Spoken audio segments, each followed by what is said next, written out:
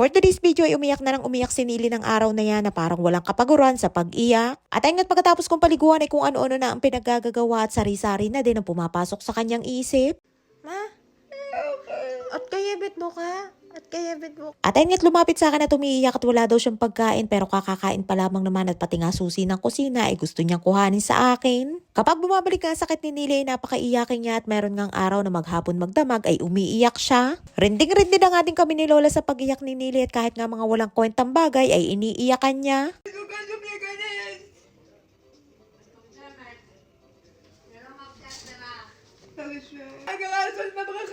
Pobre ka?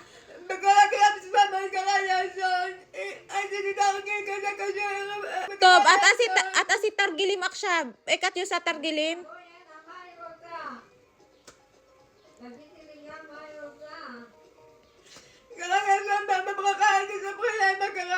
At ayun nga't pati nga si Loli nagagalit na at hindi na maintindihan ang gusto ni Nili at kanina nga ay susi ng kusina ang iniiyakan. At ngayon naman ay todo iyak habang nagkukwento na may masama daw nangyari o trahedya na nangyari sa kanya habang nag-e-exercise sa swimming pool. Nakikiusap na nga ako dyan kay Nili at sabi ko'y magpagaling na dahil malapit na ang birthday niya niyan. Kung makaiyak nga iyak, kala mo'y inapit habag na habag sa sarili. Tinanong ko nga kung paano siya mag-exercise dun sa may swimming pool at ayun nga at idinemo sa akin.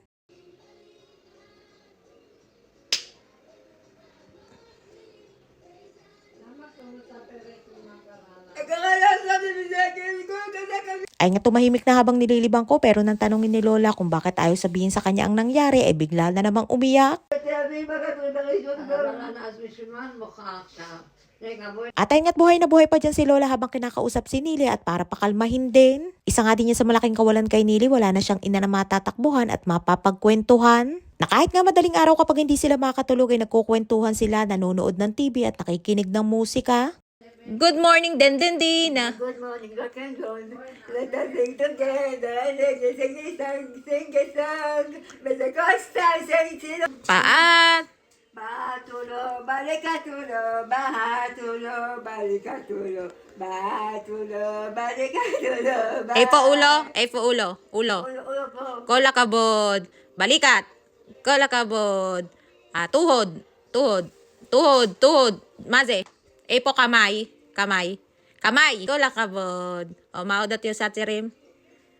Bahatulo, balikatulo, bahatulo, Kola kabod. At ayun nga okay na at kalmado na ulit si Nilush at pagkatapos umiyak ay tawang-tawa naman. Sa ganan nga kondisyon ni Nili, hirap na hirap ang kanyang katawan at pati nga ang kanyang isipan ay gulong-gulo din.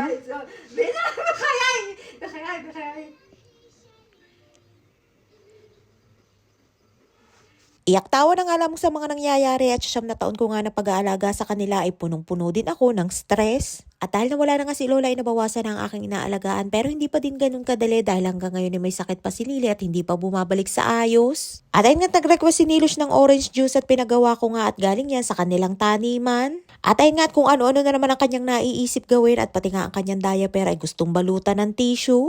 At pati nga yung side table na sira na ibit-bit na naman at hindi niya alam kung saan ilalagay at pati nga ako ay kanyang tinatanong kung saan niya daw pwedeng ilagay. Hilong-hilo na nga din yan side table na yan dahil kapag bumabalik ang kanyang sakit ay isa yan sa kanyang napapagtripa na bitbitin. Dito nga sa bahay kahit luma na at sira na ang mga gamit ay ayaw pa nilang itapon at sabi nga nila ay mayroon daw hoarding disorder si Lola at Nili. Iba't iba talaga ang trip ni Nili ng araw na yan at ayan nga at kahit nasa bahay ay gustong magsuot ng sapatos. Ayaw din nga ni Nili na kumain ng araw na yan at kahit nga nakalagay na sa table ang kanyang pagkain ay ayaw niyang galawin. At para nga kumain lamang ay sinubuan ko na at daig ko pa nga kay Nili ang may alagang bata. Tiyagaan lamang talaga at haba ng pasensya dahil hindi biro ang alagaan si Nili lalo na nung nabubuhay pa si Lola na dalawa sila na inaalagaan ko. Ay nga tawang-tawa ko dyan kay Nili sa kanyang pinagagagawa at hindi na nga kuting upusa si Nili kundi isang palakana. Kotang-kota nga si Nili ng araw na yan sa kanyang mga eksena, may drama at comedy at ayan nga at siya daw ay nag-yoga. Kapag wala naman sumpong si Nili, hindi naman siya mahirap alagaan, yun nga lamang ay suko talaga ako kapag umiiyak at sumisigaw siya.